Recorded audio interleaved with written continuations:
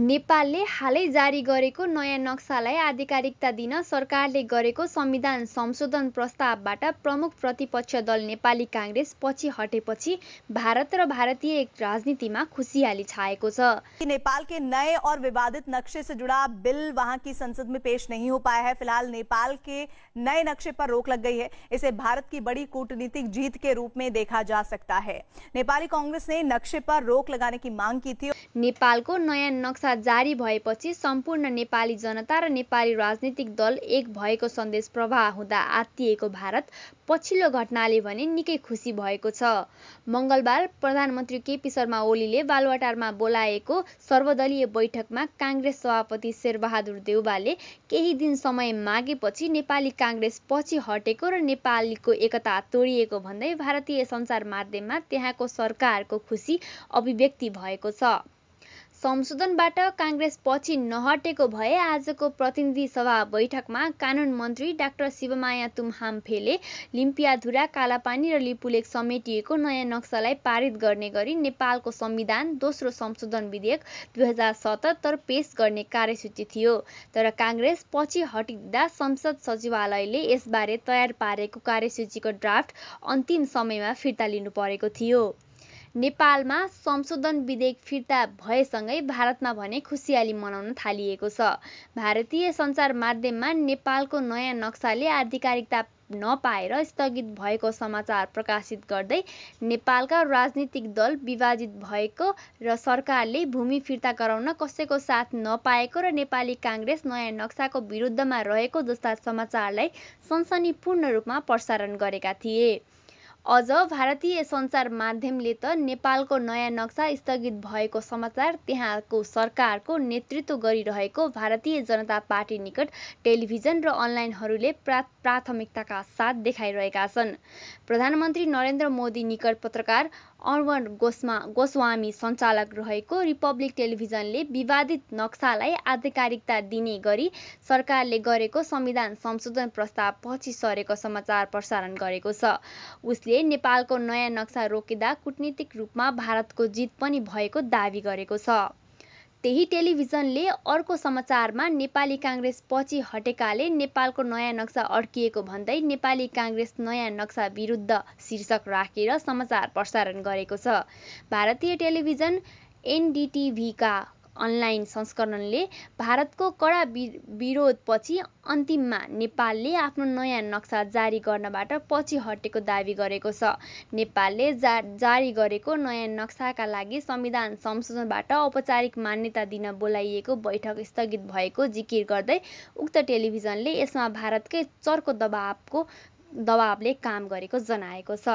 उक्त टेलिभिजनले भारतीय क्षेत्रलाई आफ्नो नक्सामा समावेश गरेर राजनीतिक तथा भौगोलिक नक्सा क्याबिनेटबाट पास गराएपछि भारतले चर्को विरोध गरेको जनाएको छ। भारतीय विदेश मन्त्रालयले यसअघि नै एकपक्षीय कारबाही ऐतिहासिक तथ्य प्रमाणमा आधारित नभएको जनाउँदै नेपालद्वारा नयाँ नक्सा जारी गर्नु सीमा सम्बन्धी मुद्दालाई वार्ताको माध्यमबाट हल गर्ने द्विपक्षीय समझदारी विपरीत रहेको यसअघि नै जनाएको थियो। यस्तै अर्को चर्चित भारतीय टेलिभिजन आज तकले नयाँ नक्सा जारी गरेपछि भारतसँग उत्पन्न कूटनीतिक जटिलताका कारण नेपालले नयाँ नक्सालाई आधिकारिकता दिने निर्णयबाट पछि हटेको समाचार प्रकाशित गरेको छ। विशेष प्राथमिकताका साथ प्रकाशित उक्त समाचारमा नेपालको तर्फबाट जारी नयाँ नक्सालाई संविधानसँग जोड्न आज संसदमा राखिएको संविधान संशोधन प्रस्ताव अचानक कार्यसूचीबाट हटाइएको उल्लेख गरिएको छ। आजतकको उक्त समाचारमा नेपालका सत्तापक्ष र प्रतिपक्ष दल दुवैको सहमतिमा संविधान संशोधन विधेयक हाललाई संसदको कार्यसूचीबाट हटाइएको दावी गरिएको छ। मंगलबार नेपालका प्रधानमन्त्री केपी शर्मा ओलीले यो नक्सा सम्बन्धी मुद्दामा राष्ट्रिय सहमति बनाउन सर्वदलीय बैठक राखेको समाचारमा जनाइएको छ, जसमा सबै दलका नेताले भारतसँग वार्ताबाट यो मामिला सुल्झाउन सुझाव दिएको जिकिर गरिएको छ। भारतसँग वार्ताका लागि माहौल बनाउन नेपालले आफ्नो तर्फबाट यो कदम उठाएको दावी समाचारमा गरिएको छ। भारतीय विदेश मन्त्रालयले नेपालसँग वार्ताका लागि वातावरण बनाउन माग गरेको जिकिर यसमा छ। नेपालले हाललाई नयाँ नक्सा रोकेर कूटनीतिक रूपमा परिपक्वताको उदाहरण दिएको दाबी आजतकले गरेको छ। भारतको चर्चित पत्रिका टाइम्स अफ इन्डियाको अनलाइन संस्करणले पनि नेपालको नयाँ नक्सालाई संवैधानिक मान्यता दिने प्रस्ताव नेपाली काङ्ग्रेस र मधेसवादी दलका कारण रोकिएको जनाएको छ। बुधबार प्रकाशित समाचार अनुसार मङ्गलबार बसेको सर्वदलीय बैठकमा मधेसवादी दलहरूले नागरिकता सम्बन्धी आफ्ना मागहरू समेटेर संविधान संशोधन गर्न माग राखेको दाबी गरिएको छ। प्रधानमन्त्रीले भने संविधान संशोधन प्रस्तावमा अरू विषय नघुसाऊ। अर्कातिर प्रमुख प्रतिपक्ष नेपाली काङ्ग्रेसले पनि नयाँ नक्सालाई संसदबाट वैधानिकता दिनुअघि आन्तरिक छलफल गर्नुपर्ने भन्दै पछि हटेपछि नयाँ नक्सा सम्बन्धी प्रस्ताव बुधबार संसदमा पेश गर्न नपाएको जनाइएको छ। यसमा भारतको कूटनीतिक पहलले काम गरेको दाबी पनि टाइम्स अफ इन्डियाले गरेको छ। नायिका मनिषा कोइरालाबारे विवादित अभिव्यक्ति दिने एबीपी न्युज च्यानलले पनि नेपालको नक्सा तत्काललाई रोकिएको उल्लेख गरेको छ। नयाँ नक्सालाई संवैधानिक मान्यता दिने प्रस्ताव तत्काललाई नेपालले पछि सारेको दाबी एबीपीले गरेको छ। नेपालको नयाँ नक्सामा भारतले कडा आपत्ति जनाइसकेको उल्लेख गर्दै एबीपीले अगाडि भनेको छ, भारतले कृत्रिम तरिकाबाट बढाइएको जमिनलाई स्वीकार गर्न सकिँदैन। नेपालले जारी गरेको नयाँ नक्सामा लिपुलेख, कालापानी र लिम्पियाधुरा समेटिएको छ, जसलाई भारतले पनि आफ्नो भूभाग भन्दै आएको छ। अन्य सञ्चार माध्यमले पनि नेपालले नक्सालाई संसदमा नलैजाँदा भारत खुसी भएको आशयको समाचार बुधबार प्रकाशित गरेका छन्।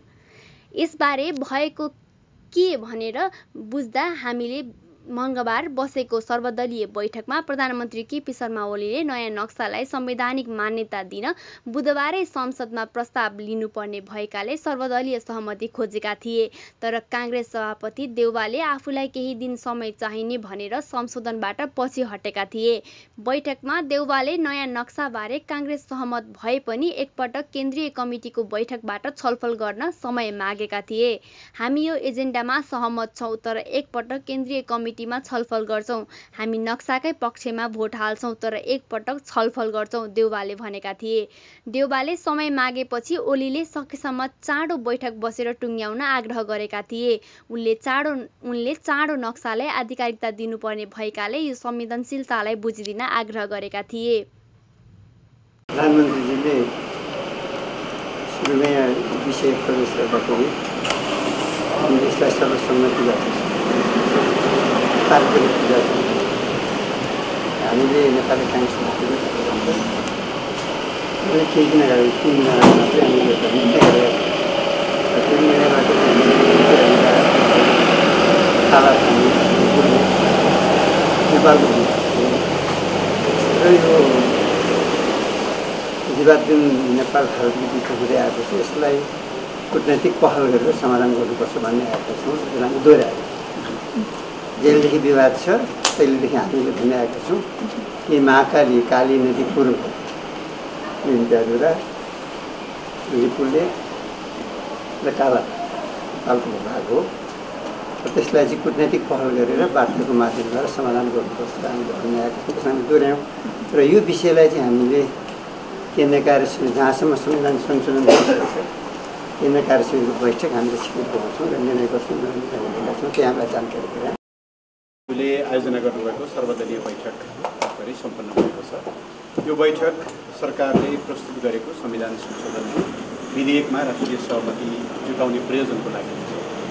सम्माननीय प्रधानमन्त्रीले राष्ट्रिय अखण्डता र सार्वभौम सत्ता जस्ता विषयहरूमा सिङ्गो राष्ट्र विगतदेखि नै जसरी एकताबद्ध हुँदै आएको छ, यसचोटि पनि त्यही एकताको बलमा हामीले यो विषयलाई टुङ्ग्याउनुपर्छ र सबै राजनीतिक दलहरूलाई यसमा एकताबद्ध भएर प्रस्तुत हुनको निम्ति यो संशोधन प्रस्तावको पक्षमा उभिनको निम्ति आग्रह गर्नुभएको छ। र सँगसँगै सम्माननीय प्रधानमन्त्रीले संविधानमा विभिन्न राजनीतिक दलहरूका आफ्नै खालका रिजर्भेसन्सहरू पनि छन्। हामीले एक खालको सम्झौताको दस्तावेजको रूपमा यो संविधान निर्माण गरेका हौँ। भिन्न भिन्न दलहरूका यसमा कतिपय संशोधन गर्नुपर्छ भन्ने प्रस्तावहरू हुन सक्लान्। त्यसमा हामीले समयक्रममा छलफल गर्दै जानेछौँ। संविधान असंशोधनीय दस्तावेज होइन। हामीले पहिलो संविधान संशोधन 72 साल मङ्सिरमै गरी पनि सकेका छौँ। आवश्यकता अनुसार यसमा भोलिका दिनहरूमा छलफल गर्दै संशोधन गर्न सकिन्छ। तर अहिले तत्काल गर्नुपर्ने, यसमा धेरै ढिलो पनि गर्न नसकिने विषय भएको हुनाले यसमा चाहिँ अहिले अन्य विषयहरूलाई समावेश नगर्नको लागि उहाँले आग्रह गर्नुभयो। प्रधानमन्त्रीको आग्रहमा नेपाली काङ्ग्रेसका सभापति शेरबहादुर देउवाजीले केन्द्रीय कमिटीको बैठकबाट हामी टुङ्ग्याउँछौँ। यो प्रस्तावको पक्षमा हामी भोट हाल्न चाहन्छौँ, हामीलाई थोरै समय दिनुहोस् भन्नुभएको छ। अहिले बनेको जनता समाजवादी पार्टीका नेताहरूले चाहिँ हाम्रा कुराहरूलाई पनि समावेश गर्नु पाए राम्रो हुन्थ्यो, ती विषयहरूलाई पनि समेटिदिनु पाए अझ बलियो राष्ट्रिय सहमति हुन्थ्यो। यद्यपि विषयमा भौगोलिक अखण्डताको विषयमा हामी एकै ठाउँ छौँ भनेर भन्नुभएको छ र माननीय प्रधानमन्त्रीले फेरि पनि ती विषयहरूमा समय लिएर छलफल गर्न सकिन्छ, तर अहिले यो विषयमा अरू विषयहरू नजोडौँ भनेर आग्रह गर्नुभएको छ। यसरी बैठक अरू विषयमा के छ?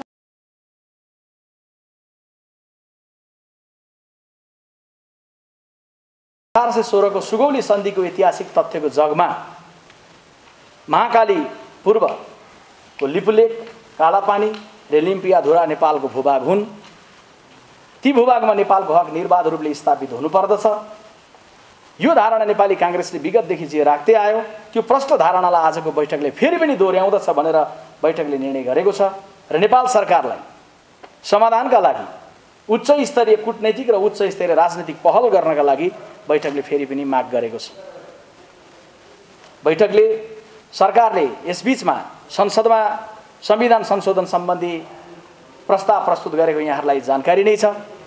नेपाली काङ्ग्रेस केन्द्रीय कार्य समितिको या पदाधिकारीको बैठक नबसिरहँदै गर्दाखेरि आज बल्ल बसेको पदाधिकारी बैठकले लिपुलेकको पछिल्लो प्रकरण आए पछाडि हाम्रो धारणा ऐतिहासिक तथ्यको जगमा रहेर त्यो नेपाली भूभाग हुन्, त्यहाँबाट नेपालको हक सम्पूर्ण रूपले निर्बाध रूपले स्थापित हुनुपर्छ भन्ने निर्णय पुनः दोहोर्याउँदै पारित गर्नुको अलावा संविधान संशोधन सम्बन्धी विषयलाई नेपाली काङ्ग्रेस केन्द्रीय कार्य समितिको विधिवत बैठकबाटै यसबारेमा सम्पूर्ण रूपमा विस्तारित रूपमा टुङ्गो गर्ने गरी केन्द्रीय कार्य समितिको बैठक पनि बोलाउने निर्णय गरेको छ।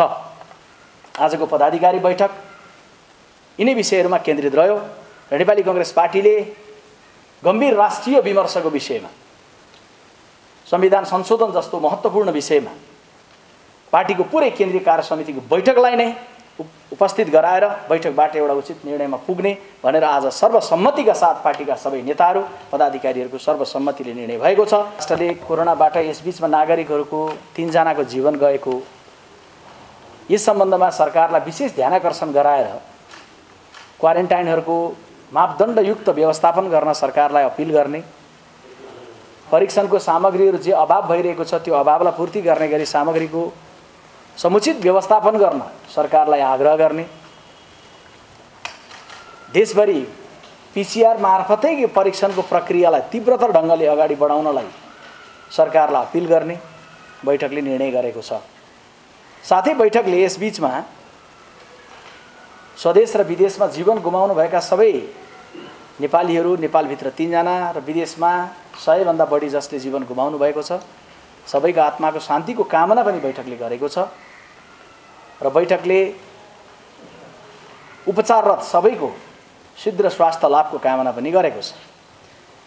आज पदाधिकारी बैठकले विदेशमा रहेका नेपालीहरूलाई अप्ठ्यारोमा जो पर्नु भएको छ र जसको बारेमा तथ्याङ्क सङ्कलन गर्ने क्रममा नेपाली काङ्ग्रेस पार्टीको सूचना सञ्चार तथा प्रचार विभागले रेस्क्यु नेपाली एप पनि जारी गरिसकेको छ र सृजनात्मक ढङ्गले, रचनात्मक ढङ्गले बाहिर रहेको सङ्कलित तथ्याङ्कको प्रक्रियामा हामी एकातर्फ छौँ र बैठकले अर्कातर्फ सँगैमा सरकारलाई विदेशबाटमा अप्ठ्यारोमा परेका नेपालीहरूलाई उद्धार गरेर ल्याउने सन्दर्भमा आवश्यक रणनीति निर्माण गर्न, आवश्यक योजना निर्माण गर्न र तीव्र ढङ्गले कार्य गर्नलाई अपिल र आग्रह गर्ने भन्ने, माग गर्ने भन्ने निर्णय पनि गरेको छ।